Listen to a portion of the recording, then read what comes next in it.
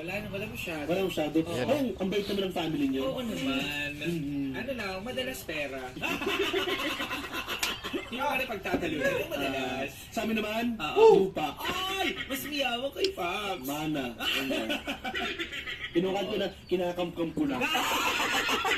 Yung buhay na yung parents mo. Yung buhay pa yung parents mo. Kinakamkam mo na. Ay, ganyan sabi niya sa akin. Anak, buhay pa ako. Live na pala yung papadulot na yan. Mga kapuso, abangan niyo yan later, alligator. Maraming salamat sa inyong pagtutok dito sa ating programa. Sana bukas, kwento mo naman ang mapakinggan namin dito sa Talk to Papa. Mag-PM na po kayo agad. At syempre, i-follow ang aming mga social media accounts. Yung sa akin at Papa Ace LS. Yung sa akin po, maraming salamat po, Papa Marky. Bukas ulit, syempre, dito lamang yan sa Talk to Papa #1.